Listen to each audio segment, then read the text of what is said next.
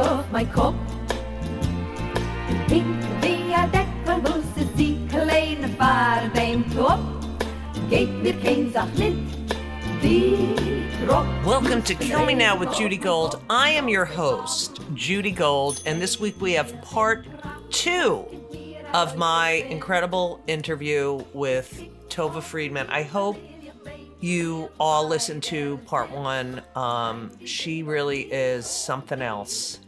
And it was an honor. It was an honor to be able to speak to her. And the fact that she's speaking out now and feels the need to speak out now is really sad.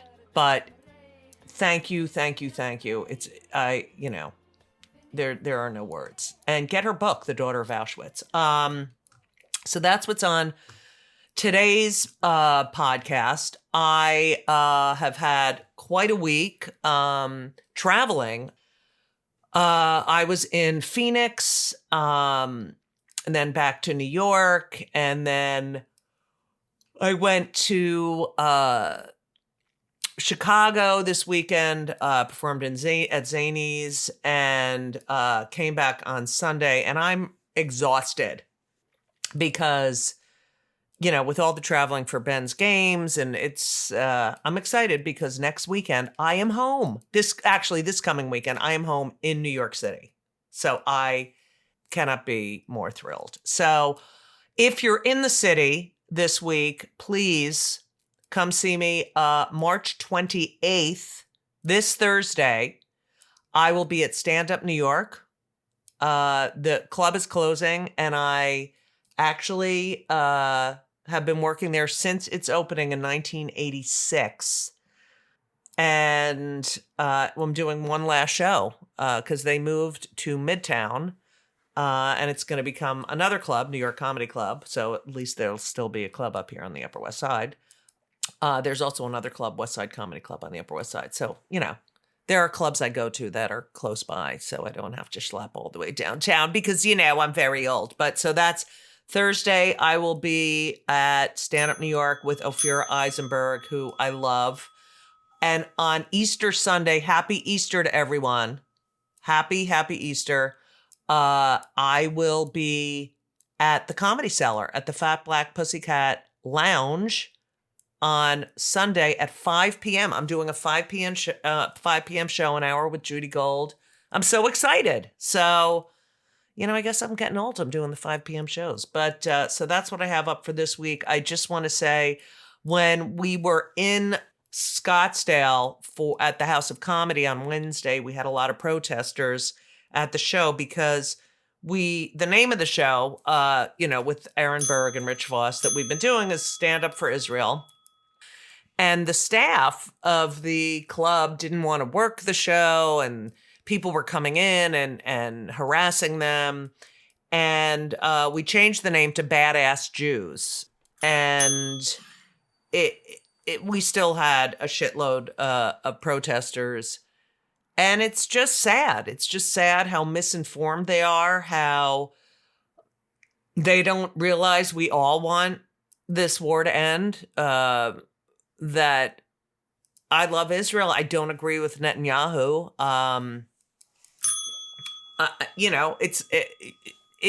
It boils down to pure and utter anti-Semitism. And that's what we're dealing with at this point. And it's disgusting. It's absolutely disgusting. So you got to speak out. If you're just reading about this and just, horrified and don't know what to do, speak out, post something, do anything, confront people when they say anti-Semitic shit. You got to call people out on this because it's not acceptable. And, there was a Purim celebration. Happy Purim, everyone. There was a Purim celebration in Teaneck, New Jersey, and someone came into the synagogue and started harassing them and saying death to all Jews. And, what is this? I just can't believe what happened in Russia. And, he's going to blame the Ukraine and Israel because he's a fucking asshole, Putin. But the world is not in a good place, but you can speak up. So do it.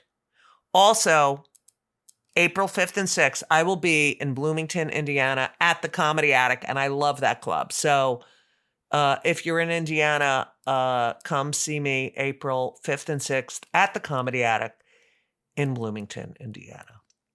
All right. So next week is a rant, so I'll have a lot to say. I don't know if you can tell in my voice, I'm a little exhausted from the travel, but seriously, sit back, relax, and enjoy part 2 of my incredible and important interview with Tova Friedman. You survived with your mother. I love the way you talk about how after the war, everyone went home. They went back to what they knew. Right. It was like an unwritten appointment. I mean, not when you were separated, nobody said, "I'll meet you here someday. I'll Right. meet you here."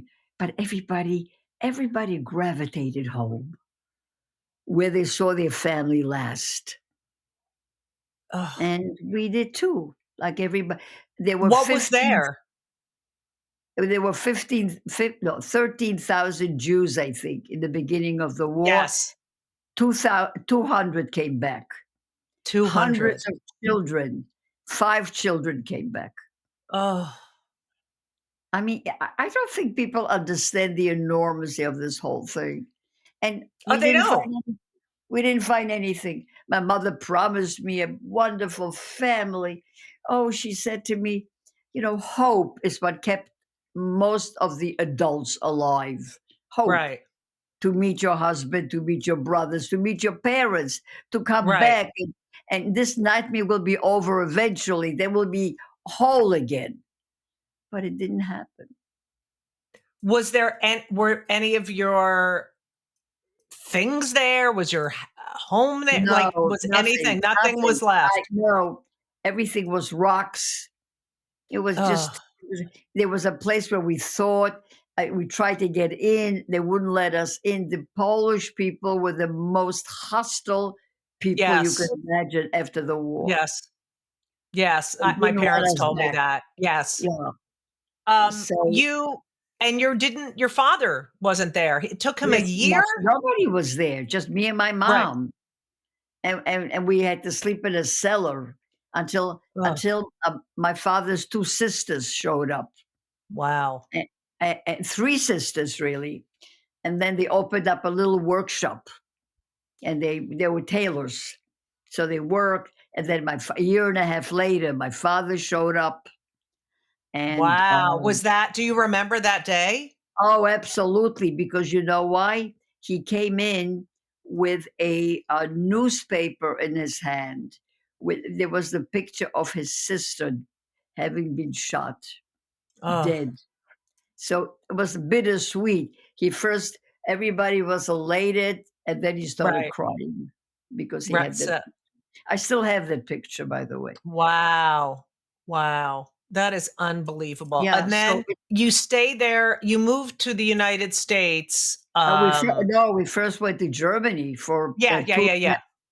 2.5 years, 2 years, maybe 3.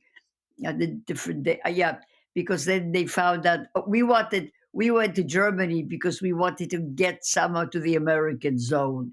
Right. And we knew that Berlin was divided into 4 different zones. So we smuggled. Somebody helped us get into the American zone, and that's where my healing began.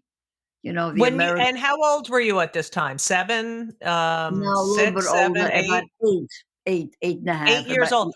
No 8-ish. schooling. You Not don't know yet. how. You still don't know how to read. No, I tried to go to school in Poland, but it was too terrible. Ugh. They called me dirty Jew, and I couldn't go to school. But I did start going a little bit to school in the DP camps. This DP is displaced people. Right. And there we got very good food, safety. I could sit. And I learned Hebrew letters, not American. Not the international. Not when I came to America, I was almost 12. That's when I first started to read Right. English. The PK for me was a very healing.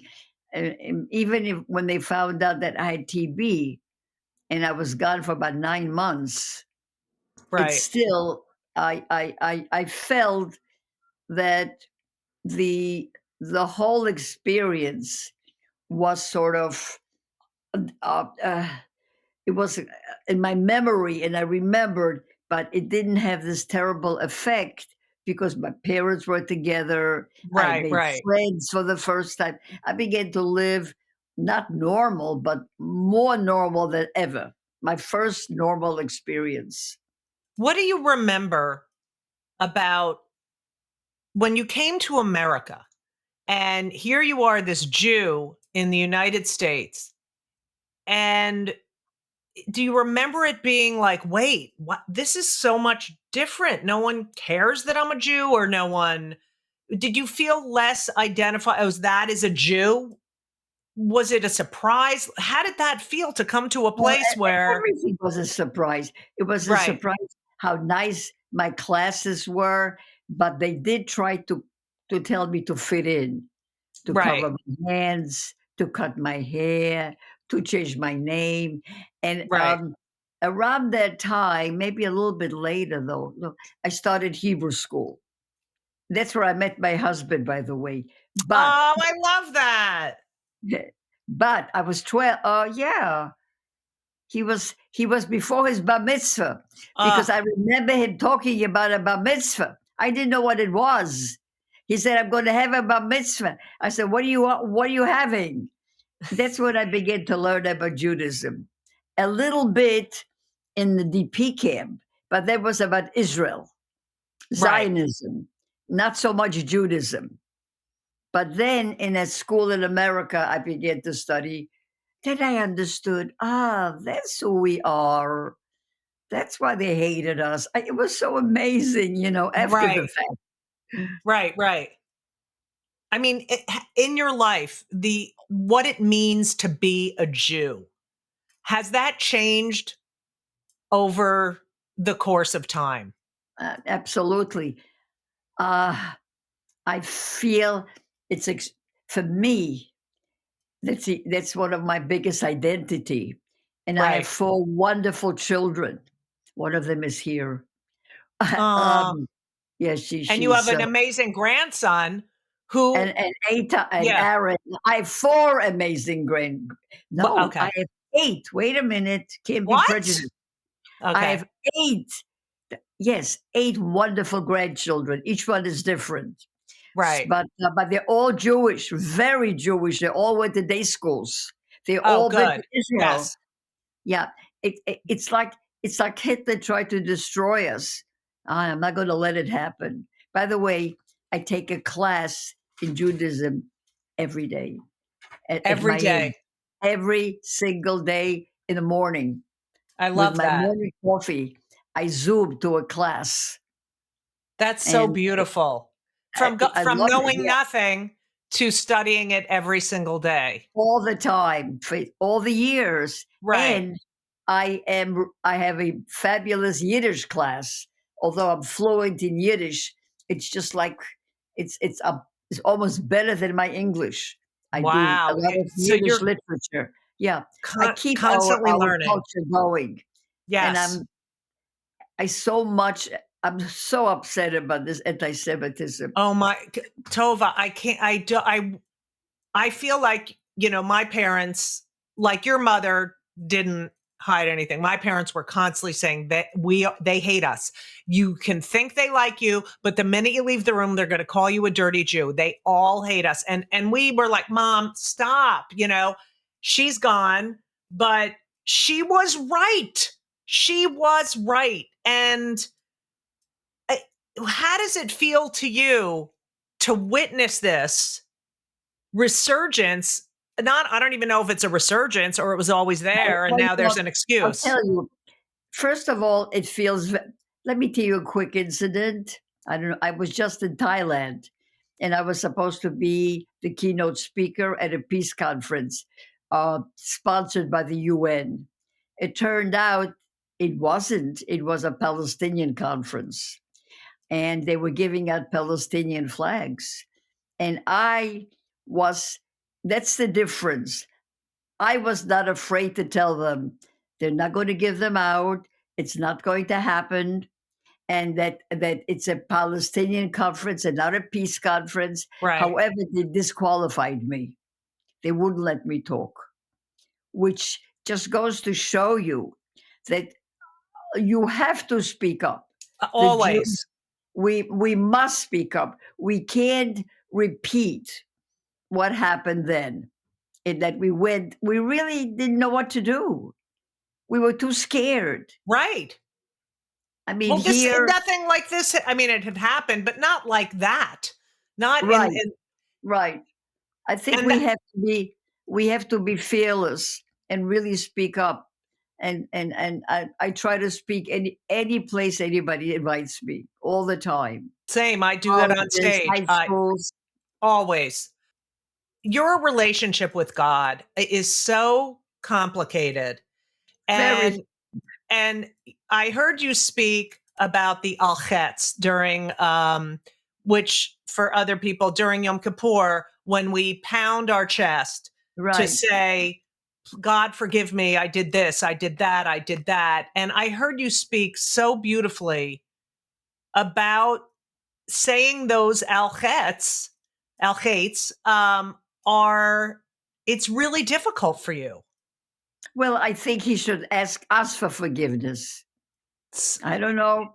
I don't know where God. I hate to say he because we right, don't know. right, You know, I don't know. I have very complicated. I think every Holocaust survivor, although there are some who stopped believing completely, and some became very orthodox. right, But in my case, I have a lot of doubt. And right, yet I believe in Hashem because I go to shul every I study Judaism. I am kosher. I right. go to shul. My children are very, very Jewish. So I must, in some aspect, really believe in it. But I have a lot of issues with that. Yeah, I can't even imagine. Your grandson Aaron noticed that in school that a lot of kids were not that knowledgeable about the Holocaust and decided to start a TikTok. Right. I'm Um, sorry he's not here. We could have had yeah, him. uh, He's in school now. he's so, Yeah. oh, and he's so handsome. But the fact that he is this, Lador Vador from generation to generation, I am going to teach my generation that this shall never happen again. I think his job is, it's harder. There's so many people, when I'm performing and I mention anything about the Holocaust, I mean, people don't know who Anne Frank was. I mean, I don't understand how we could get to this point. Are you concerned? Very. That's why I talk all the time. Yes. Are you, Very concerned. did you ever think in your lifetime? Never. I never imagined when I left Auschwitz and then I left Poland because the anti Mhm. Semitic Poland, and I came to America. I said, now I'm in a country that my children and grandchildren will never experience anti Semitism. And here it goes again. Oh, it's I can't unbelievable. believe it, right?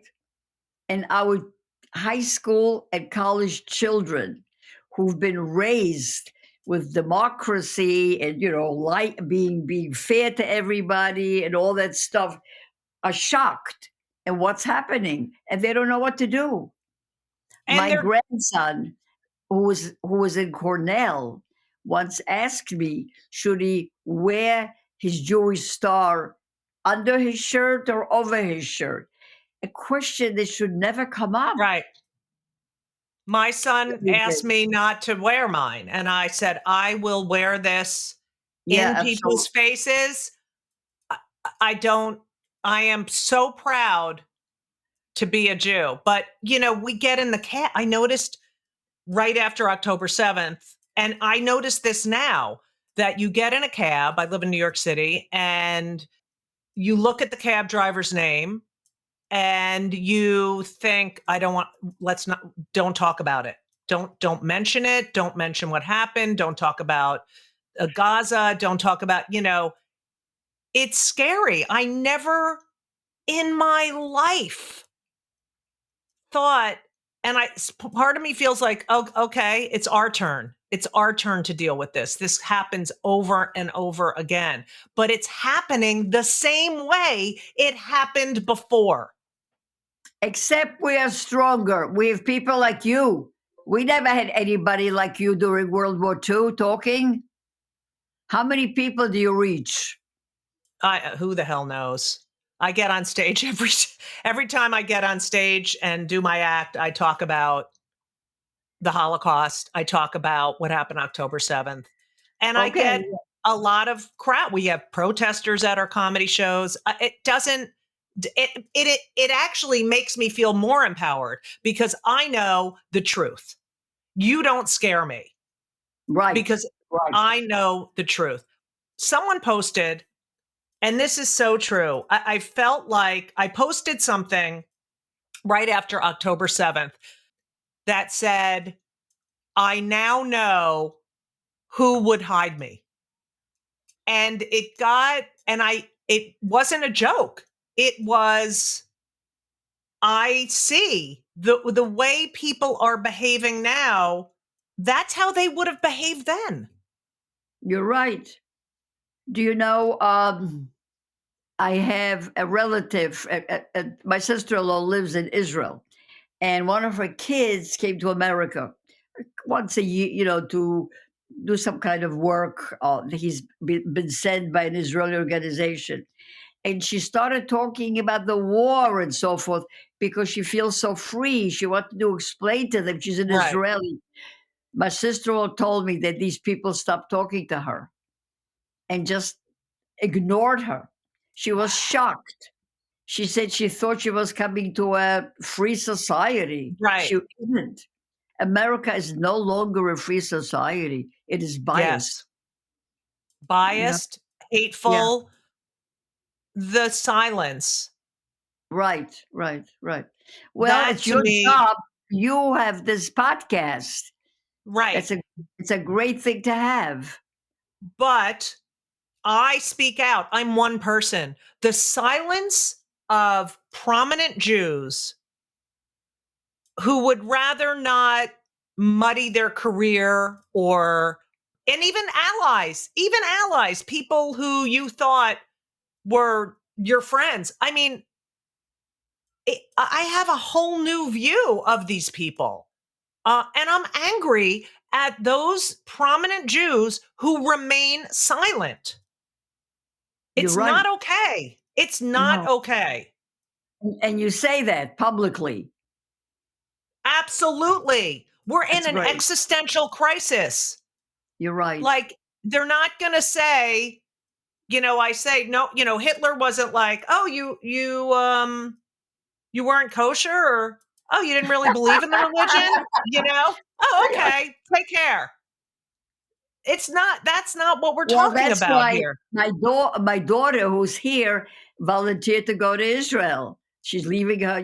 She is going to do some volunteering. I want to do it also. I'm going to figure out if Right. they'll take somebody my age. Oh, But this, I'll go with you. you should go. Yeah, I want to go. You are Absolutely. a public personality. You have by your going, you are opening up people who'll say, "Oh, if Judy can go, and Right. and I'm going to go too." In fact, you should. Ha- I hate to tell you what to do, but take people with you Oh, I who want to. follow I you. went last year. Yes, I want to go. I definitely. And you know what? One of my sons, is getting recruited to play professional basketball there. So I might be going to Israel a lot to watch my son play basketball, for the Yeah, wait a Israeli minute. team. He lives in Israel. No. He's in college and he plays basketball, and Oh, Israel is recruiting him to play oh, for wow, Israel. Isn't that fabulous! exciting? Oh, So very, excited. very congratulations. Thank you. Quickly, I just want to tell you that my grandson, Aaron Goodman, at one time reached 90 million people watching I me. saw. I couldn't believe it. I couldn't believe it. It's So so he important. Yeah. and your son representing. Oh, I hope I I hope he know. becomes a public personality also you know, through the sports. Yes, absolutely. What can I ask you before we go? How important Zionism is? And Very, very. I'm a Zionist, and my husband was a Zionist, and my children are Zionists. We need our country. We need a country, and no other country will do. right. We need the And country. I hope they straighten out their government, even if I don't like the government, but it's right. my government. You know, you're right. There's some problems, lots of problems, but it's my problems. So I feel very close to Israel and to America, dual Right. citizenship. And it's also that there's problems in American people are Of constantly course. talking, but you may say one thing, Netanyahu doesn't represent every Jew, just Right. like, our representatives often don't represent us. And yet people consider Zionists and the word Zionism a bad word, and it's I not. never knew that, by the way. That's new to me. I Yeah, thought it it's was such an important, fabulous word. Yeah, right. but I read about it that it's considered by many Americans, Oh, of not a course. good word. And people who don't understand the situation and that Hamas is a terrorist organization. Hezbollah is a terrorist Absolutely. organization. Absolutely. They don't Right. only hate us, they hate you too. They hate I know and that. all of By the and way, I have a lot of my grandson on Sunday will be speaking. I don't know with whom, but he's going to talk about the anti-Semitism that he receives on for me. He right. doesn't tell me. He keeps it away Oh from me. yes, I right. I yeah, I get it all the time and my assistant keeps it away from me, but it's ignorant willful ignorance. Yeah, but we have to work with them. We have to work with them. We have We to really have to. We need the non-Jews because right absolutely. now everybody's against us, and we need them. So I try. I'm happy when a school invites me, where there are very few Right. Jews in the school, Right. not a Jewish school, but a public school. I agree. Then I can really talk to the kids. And educate and speak Exactly. up. Yeah. Exactly. Ki- Exactly. So your book, the daughter of Auschwitz, bestseller, brilliant, wonderful. You Thank you. brilliantly enough, yes, you brilliantly enough have created a new book for kids to read to Right. understand the story. It's going to be published, they say, around July. Yeah. Okay, that's It's when a lot of finished. books come out. Yeah. Yeah. And it's going to be lighter and it's going to have illustrations. So it should appeal to the children.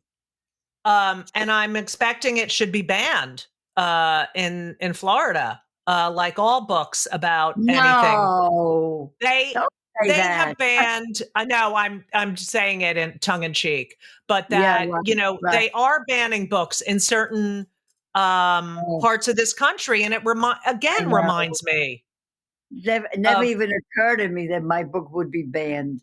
oh Wow. yeah. I mean, you don't know these people. Yeah, I they're agree. going to. I agree with you. Tova, are you still a practicing therapist? Yeah, yeah, yeah, yeah. I Yes. I need to come Oh, to you. part-time, very part-time, twice a Oh, week, part-time. and right now it's on Zoom, so it's very easy. Right. I had a meeting this morning. Yeah, sure. I know this is a weird question, but I always thought, how could a Holocaust survivor be a therapist when Why? people are complaining about the most ridiculous things? And, I always thought,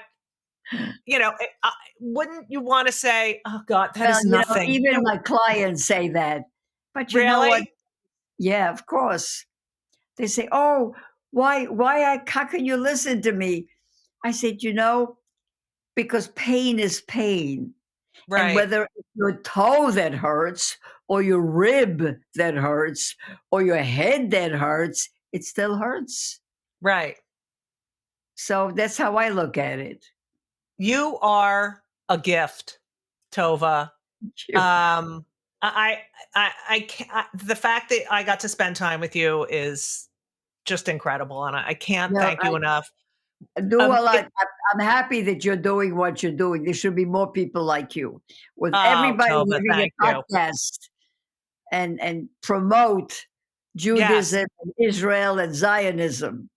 I'm my mother's daughter, so I wanna. I mean, I hope. I know she would have done the same.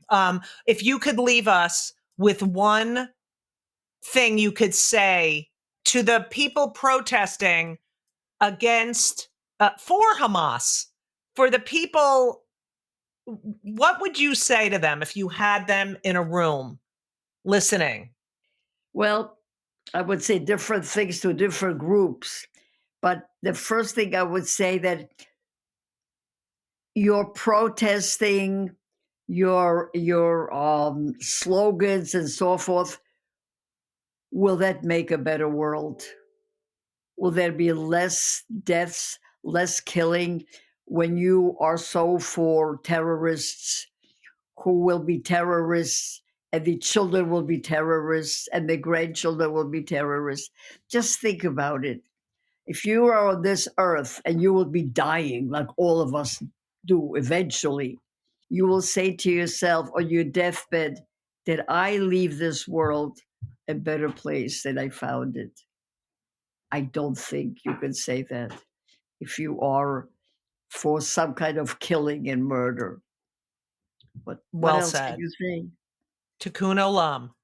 Right, exactly. Tova, thank you, thank you, thank you. I wish you health, Thank you. happiness. Thank you for all that you do. You are a gem. Thank you very much. Thank you so much for listening to part 2 of my interview with Tova Friedman. Just so important. What a lovely human being, and God bless her and her family. She's just a very special person. Kill Me Now is produced by Laura Vogel, edited by Colin Schmaling, marketed, clipped, done everything else by Brittany Jo Sowards Richmond. Again, I want to say this Thursday, March 28th, I'm at Stand Up New York in New York City, 8 o'clock. On Easter Sunday, March 31st, I'm at the Fat Black Pussycat Lounge at the Comedy Cellar at 5 p.m. And April 5th and 6th, come see me in Bloomington, Indiana. Also, I want to say to the people who listen to the end, I love you, and I love when you stop me and, you come to my shows and tell me. So Brenda, thank you for listening to the end of my podcast. I love you. I don't know what else to say. I just hope we get to a better place, and this horrible war ends, and no one again wants innocent people dying. Every Jew does not think alike, nor should they all be blamed for what is going on in another country. But we need to bring those hostages home, and there would be a ceasefire if they would release the hostages. So, and Hamas sucks, and they're awful, okay? And they're terrible, and they put their own people in danger, okay? So, all of that is true, and it's also true that too many people are dying. And it's got to stop. It's got to end. So that's all I have to say. I really appreciate you listening. I can't tell you how much I appreciate it. And I will be having a new name of my podcast coming soon. So stay tuned for that. We've got some changes coming. Thank you.